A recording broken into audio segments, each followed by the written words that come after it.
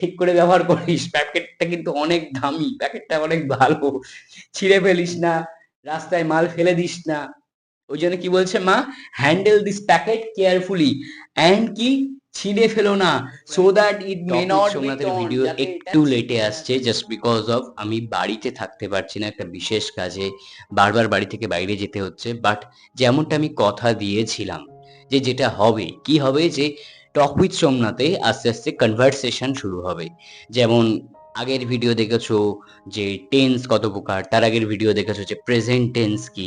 And আজ থেকে আমরা যেটা করব সেটা হলো টক উইথ সোমনাথে, এই টক উইথ সোমনাথে এই প্র্যাকটিসটা হবে যে কিভাবে কনভারসেশন, অর্থাৎ যে কারণে আমরা এটা শুনতে চাই বা আমরা এই ক্লাসটা করছি সেটার মূল মোটো কি। সেটার মূল মোটো হলো যে আমরা ঠিক 6 মাসের ভিতর, যার ভিতর অলরেডি 2 মাস কেটে গেছে আর হাতে আছে 4 মাস, এই 4 মাসের ভিতর কিভাবে আমরা আমাদের এই যে স্পোকেন ইংলিশ কোর্সটা বা স্পোকেন ইংলিশ ক্র্যাশ কোর্সের যে জার্নিটা এটা কমপ্লিট করব।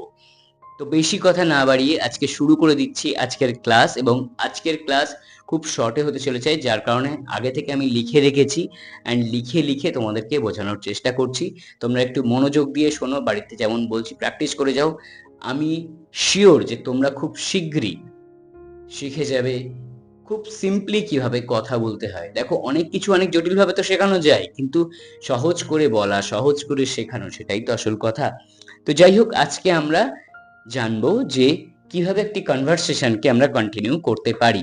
কনভারসেশন কি, যেমন ধরো আমরা আমাদের মায়ের সঙ্গে কথা বলি, আমি মা ও ছেলের কনভারসেশন দিয়ে দেখিয়েছি।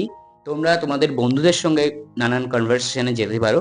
খুব মানে নর্মাল একটা কনভারসেশন দিয়ে দেখিয়েছি, সেটা হলো একটি ছেলে বাজারে যাবে বা মা তার ছেলেকে বাজারে পাঠাবেন, এবং মা কিভাবে তার ছেলেকে বাজারে পাঠাবেন এবং কি বলে পাঠাবেন সেটার উপরেই আমাদের আজকের এই ভিডিওটা। তো যাই হোক, প্রথম সেন্টেন্সটা হলো বা প্রথম বাক্যটা যেটা তুমি মনে মনে করবে কিন্তু মুখে বলবে সবসময় ইংলিশে। অনেক ভুল চুক হবে, কিন্তু তাই বলে কিন্তু থেমে যেও না, অবশ্যই সঙ্গে থেকো। তো প্রথম লাইনটি দেখে নিই আমরা। প্রথম লাইনটি হলো, হে পুত্র, তোমার বাজারে যাওয়া উচিত। Hey son, you should go to the market. তেমন লেখা আছে তো, hey son, you should go to the market. হে পুত্র, হে সন, তোমার বাজারে যাওয়া উচিত। ইউ মানে তুমি বা তোমরা, তোমার সব, উচিত should go to the market, বাজারে যাওয়া উচিত। এটাকে অন্যভাবে আর বলা যায় না। যেটাকে অন্যভাবে বলা যায় সেটাকেও লিখেছি যে কিভাবে অন্যভাবে বলা যায়। তো সেকেন্ড কথাটা হচ্ছে, ছেলে বলছে, কিন্তু মা, আমি বাজার থেকে কি কিনবো? বাট মম, এটা আমরা যখন ট্রান্সলেট করি বাট মাদার হয় এটা, কিন্তু যখন স্পোকেন ইংলিশের ক্ষেত্রে মম, সন এরকম হয়। তো but mom, what I will buy from market, আমি বাজার থেকে কি কিনবো? দেন তোমরা কিন্তু আমার সঙ্গে সঙ্গে বলো, তাহলেই তোমাদের প্র্যাকটিসটা হবে। ইংরেজি বলার প্র্যাকটিসটা খুব বড় কথা, যে ভুল বলছো ঠিক বলছো বাট বলছো ইংরেজি। তো থার্ড সেন্টেন্সটা কি, আবার মা বলছে, তুমি কিনবে মাছ, মাংস, ডিম, দুধ, তেল এবং মশলা। You will buy fish, meat, তারপরে কি, egg, milk, oil and some spices. কি কি কিনবে? তোমার মা যেরকম তোমাকে বলে যে তুমি বাজারে যাবে, হয়তো চাউমিন কিনবে, you will buy chowmein, Maggi and eggs and whatever. সেরকম তুমি নিজে নিজে প্র্যাকটিস করো, তোমার মায়ের সঙ্গে প্রয়োজনে বসো না, ঠিক যেমন ভাবে লিখেছি বসো, বসে বসে প্র্যাকটিস করো। তো এর তারপরের সেন্টেন্সটা হলো কি, ছেলে বলছে, আচ্ছা মা, কিন্তু আমি তো ডিমের জোড়ার দাম জানি না, মানে আমি তো জানি না যে এক জোড়া ডিমের দাম কত। ছেলে হয়তো জানে না, তুমি যেরকম জিজ্ঞেস করছো তোমার মাকে যে, but mom, I don't know the price of a kilo of fish, 1 kilo মাছের কত দাম তুমি সেটা জানো না।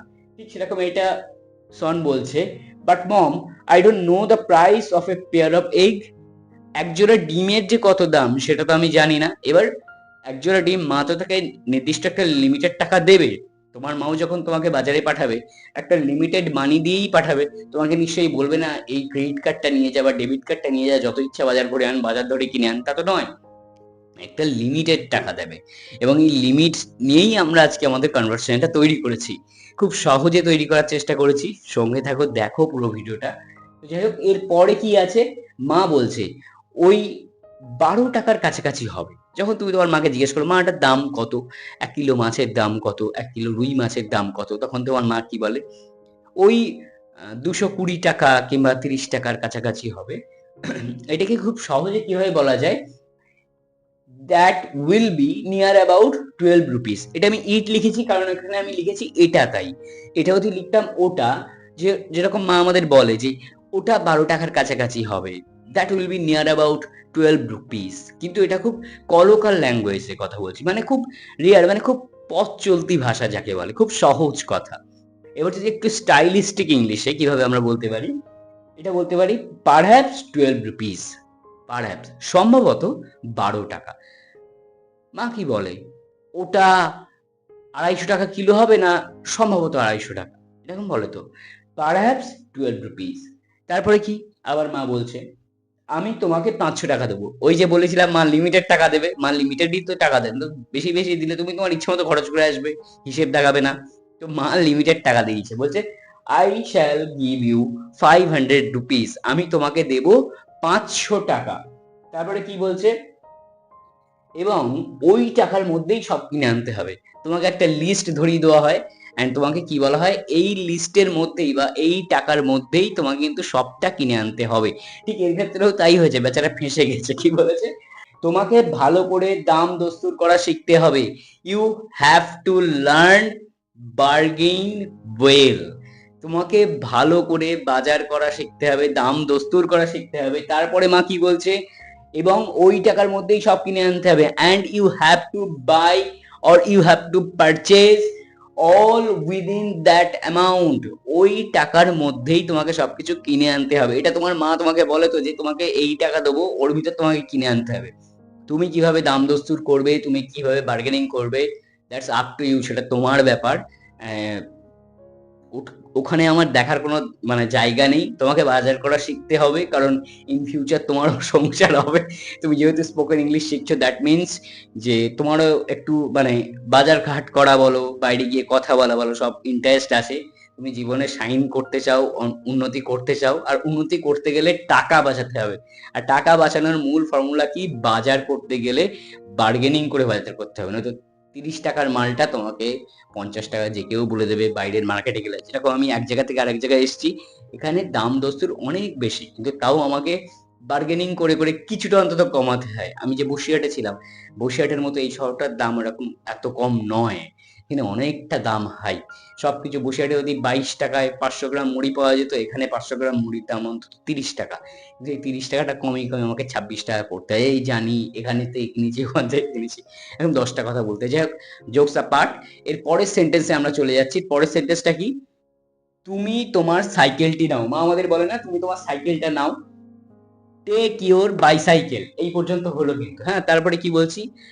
এবং প্যাকেটটিকে যত্ন করে ব্যবহার করো and handle this packet carefully. তোমার মা তোমাকে প্যাকেটটা দিয়ে কি বলে?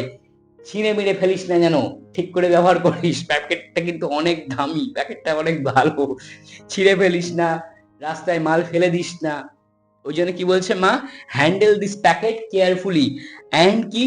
ছিঁড়ে ফেলো না, so that it may not be torn, যাতে এটা ছিঁড়ে না যায়। আমি এখানে লিখেছি ছিঁড়ে ফেলো না, কিন্তু আসল কথাটা হবে যাতে এটা ছিঁড়ে যায় না সেইভাবে ব্যবহার করবে। কি বলছে? সো দ্যাট, যে যাতে ইট মে নট বি টর্ন, এটা যেন ছিঁড়ে না যায়, এই বিষয়ে তোমাকে খেয়াল করতে হবে। তো যাই হোক, আজকের ভিডিও এরকম শর্ট অ্যান্ড ফার্দার, বা তোমাদের যদি ইচ্ছা থাকে কমেন্ট করো। কোনো সেন্টেন্স যদি বুঝতে না পারো, কোনো সেন্টেন্স নিয়ে কোনো প্রশ্ন থাকলে হয়তো তোমরা ট্রান্সলেশন করতে পারছো না, সেটাও জানাও। আমি সেখানে ট্রাই করব। অবশ্যই তোমাদের সেই ট্রান্সলেশনটা আমি করে দেবো। এখন গরমটা একটু কমেছে, যার কারণে ভিডিও ভালো হাসি খুশিভাবে করতে পারছি। এরপরে জানি না কি হবে, অলরেডি ঘেমে যাচ্ছি, স্টিল করা তো যাচ্ছে। স্পোকেন ইংলিশ আর মাত্র ৪ মাস সময় আছে। এই ৪ মাসে আমার সঙ্গেই থাকো। আরো আরো অনেক জিনিস তোমাদের সামনে তুলে ধরবো।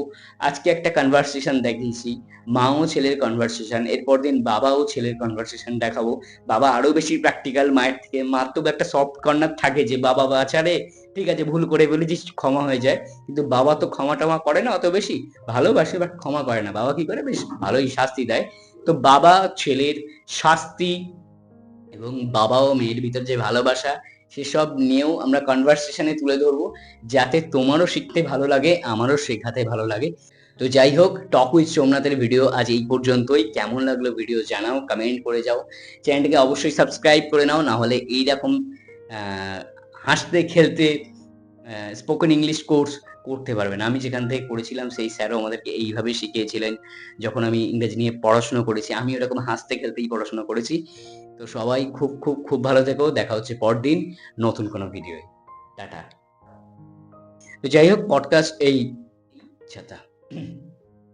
তো যাই হোক, টক উইথ সোমনাথের ভিডিও আজ